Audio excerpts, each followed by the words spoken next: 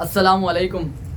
ابھی میں ایک فیس بک پہ ایک پوسٹ پڑھ رہا تھا اقرار الحسن کے حوالے سے. جو پچھلے دنوں واقعہ ہوا، حادثہ پیش آیا، اقرار الحسن کے اوپر بہت تشدد کیا گیا. پہلے تو میں اس کی پرزور مذمت کرتا ہوں. اچھا، اس پوسٹ میں لکھا یہ تھا کہ اقرار الحسن نے جو ہے ہمارے ایجنسیز کو، ہمارے اداروں کو بدنام کرنے کی کوشش کی ہے. اداروں کے جو ان کا تقدس ہے اس کو پامال کرنے کی کوشش کی ہے.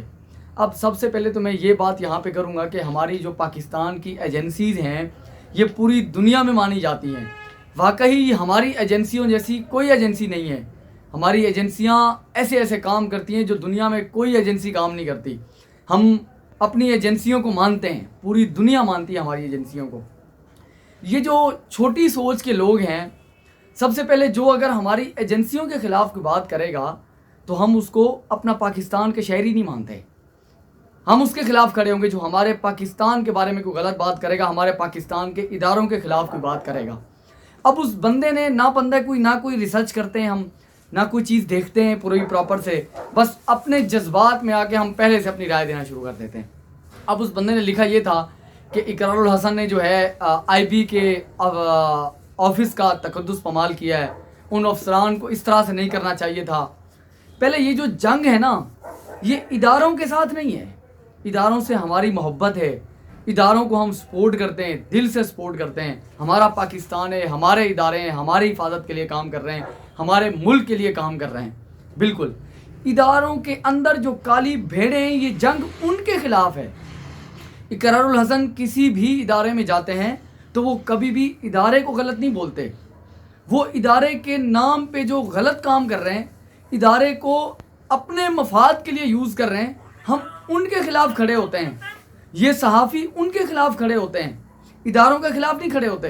اقرار الحسن کی کوئی ایک ویڈیو نکالیں جس میں انہوں نے کسی ادارے کو غلط کہا ہو، پاکستان کے آئی بی کے ادارے کو، پولیس کے ادارے کو، کسی بھی ادارے کو غلط کہا ہو. ہم پولیس کا ادارہ جو ہے وہ ہمارے لیے قابل احترام ہے. دوسری ایجنسیز ہو گئی، آئی بی کا انویسٹیگیشن بیورو ہے، یہ ہمارے لیے قابل احترام ہے. تمام ادارے ہمارے لیے قابل عزت ہیں. ہم فخر محسوس کرتے ہیں اپنے اداروں کے اوپر کہ ہمارے اتنے اچھے ادارے ہیں. لیکن اداروں کے اندر یہ جو کالی بھیڑیں ہیں نا، یہ جو اداروں کو بدنام کرنے کی کوشش کر رہے ہیں، جو اداروں کو غلط طریقے سے یوز کر رہے ہیں، ہم ان کے خلاف ہیں. ہمارے اسلام میں، ہمارے قانون میں ہر جگہ رشوت لینا ناجائز ہے. رشوت لینے والا اور دینے والا دونوں جہنم میں ہیں. لیکن عوام کیا ہے؟ عوام مجبور ہے. عوام کا کام نہیں نکلتا.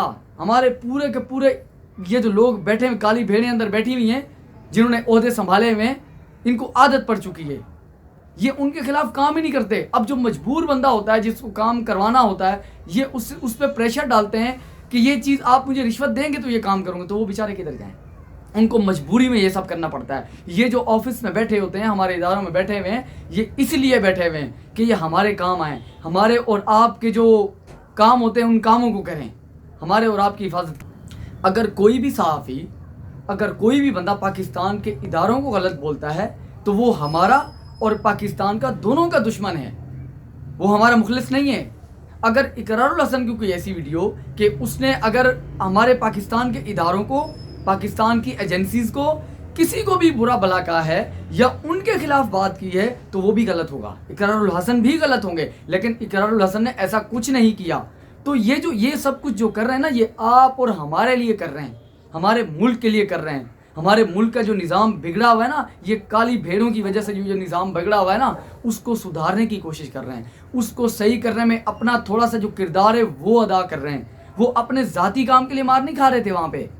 ان کا کوئی ذاتی مقصد نہیں تھا، ذاتی دشمنی نہیں تھی.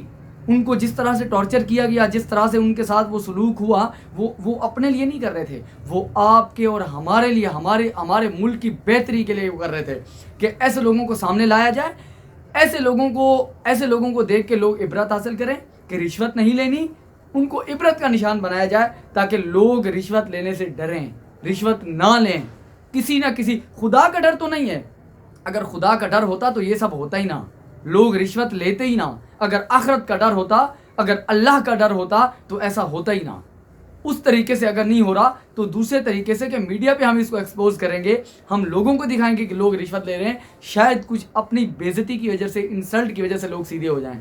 तो ये जो इकरारुल हसन कर रहे हैं, ये जो सहाफ़ी कर रहे हैं, इनका बिल्कुल मकसद नहीं है कि ये पाकिस्तान की एजेंसीज को बुरा कहें, पाकिस्तान के इदारों को बुरा कहें। ये पाकिस्तान को बेहतर करने के लिए अपनी कोशिश कर रहे हैं, आपके और हमारे लिए काम कर रहे हैं, आपके और हमारे लिए मार खा रहे हैं। तो ऐसे लोगों को सपोर्ट करना है, सपोर्ट करें, तनकीद ना करें ऐसे लोगों को। हाँ, अगर आप बिल्कुल, हर किसी की राय अलग अलग होती है, किसी की राय से इख्तलाफ हो सकता है, आप रिसर्च करें, आप ऐसे सबूत लाएं, आप ऐसी वीडियोस लाएं, फिर आगे बोलें। बिल्कुल, आप पाकिस्तान के शहरी हैं, आपको हक है, आप बोलें। अगर कोई आपके पाकिस्तान को कोई बुरा कह रहा है, पाकिस्तान के खिलाफ कोई काम कर रहा है, तो आप बोलें, आपको हक है बिल्कुल। वो सहाफ़ी हो, वो इकरारुल हसन हो, वो कोई भी बंदा हो, हम उसके खिलाफ खड़े होंगे। लेकिन बिला तहकीक के, बगैर किसी तहकीक के, वो भी जो बंदा आपके और हमारे ही